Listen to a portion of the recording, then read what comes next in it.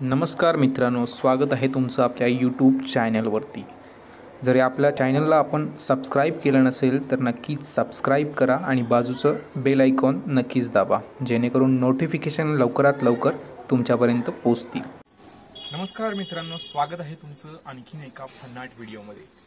कराड शहरातील पर्यटन स्थळांची आपण आतापर्यंत माहिती आपल्या व्हिडिओ आणि आपल्या चॅनलच्या माध्यमातून पाहत आहात।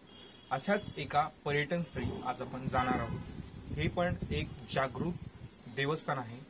देवी आदिमायाचं, स्वयंभू देवी आदिमायाचं हे जागृत देवस्थान आहे। आज आपण या ठिकाणी जाणार आहोत। हा जो भाग आहे म्हणजे आदिमाया देवीचं जे आपण आज मूर्ती किंवा मंदिर पाहणार आहे ते दोन भागात मी तुम्हाला सांगणार आहे। पहिल्या भागात आज मूर्ती, मंदिर आणि तिथला आसपासचा परिसर तिथपर्यंत कसं जायचं ते तुम्हाला कळेल, आणि दुसरा जो भाग आहे त्या दुसऱ्या भागामध्ये मूर्तीची प्रतिष्ठापना कशी झाली, त्याचा मागचा एक इतिहास काय आहे हे मी तुम्हाला थोडक्यात समजून देण्याचा प्रयत्न करणार आहे। तर पहिला आणि दुसरा पार्ट मंगळवारी येणार आहे। आज शुक्रवार आहे, आज पहिला पार्ट आहे, दुसरा पार्ट तुम्हाला मंगळवारी पाहायला मिळेल।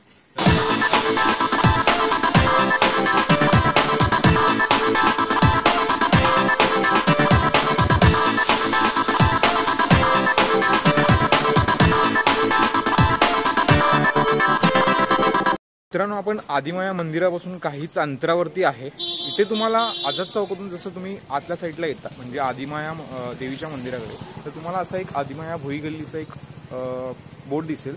त्याच्या बरोबर ऑपोजिटला या साईडला ऑपोजिट एक रोड गेलाय, ते बरोबर तुम्हाला मंदिराकडे घेऊन जाईल। ह्या चौकाचं नाव आहे आदिमाया चौक, आणि इथून जर तुम्ही त्याच्याबरोबर बोर्डच्या ऑपोजिट गेलात तर डायरेक्ट तुम्ही मंदिराला असं जाऊ शकता। इथे बॅकग्राऊंडला तुम्ही बघू शकता एक आदिमायाचं सुंदर मूर्तीचा असा एक फोटो लावलेला आहे। तर चला आपण मंदिराकडे जाऊया आता।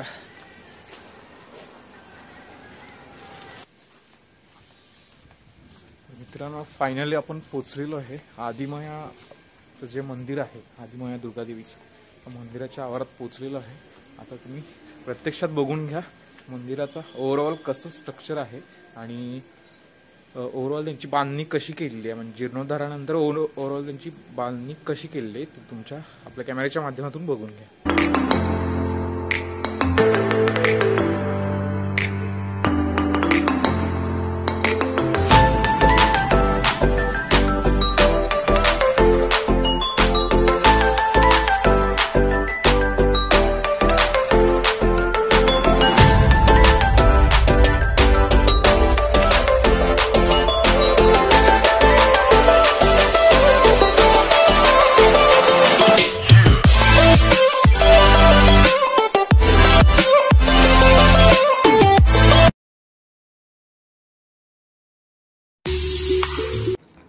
मंदिराचा बाहेरचा परिसर बघितल्यानंतर आता आपण प्रवेश करूया मंदिराच्या गाभाऱ्यात। सुरुवातीला जी चौकट आहे मंदिराची ती पूर्णपणे सागवानाची असून त्याच्यावर सुंदररित्या कोरीव काम केलेले आहे।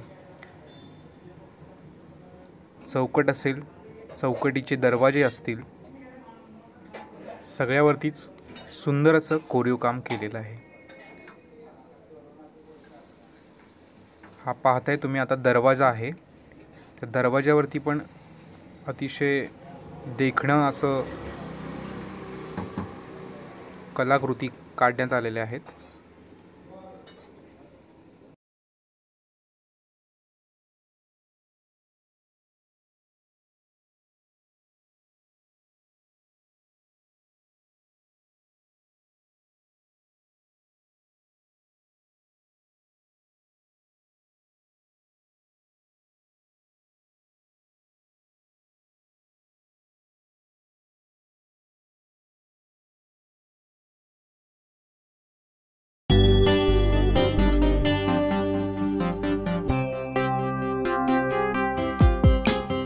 दारिद्र्यार्णवमग्नोऽहं निमग्नोऽहं रसातले जमानं करं धृत्वा अभ्युत्तरत्वं रमे धृतं। मंदिराच्या गाभाऱ्यात लक्ष्मी आई, दुर्गा माता, मरियाई आणि कृष्णामाई या 4 मूर्त्या पण आहेत।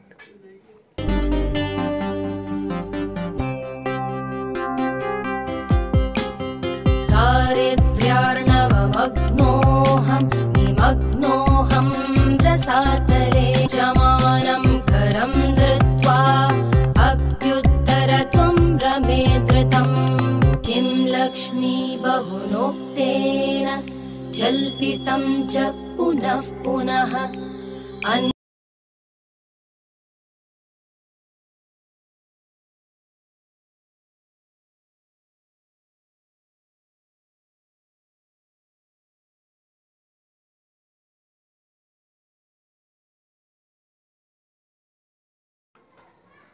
मंदिराचा बाहेरचा परिसर, चौकटी, दरवाजे, त्याचप्रमाणे मंदिराचा गाभाराही देखणा आणि सुंदर आहे.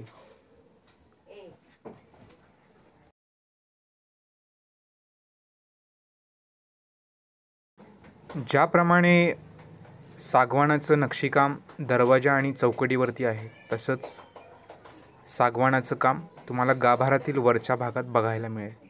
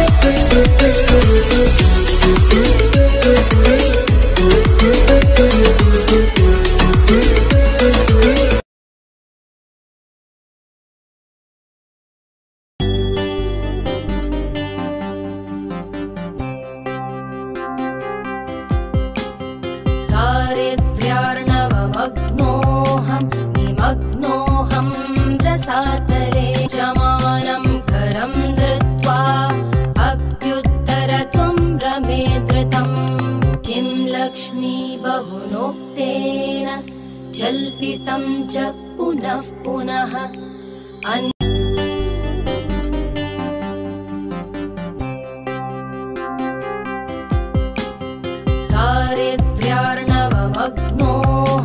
निमग्नोऽहं रसातले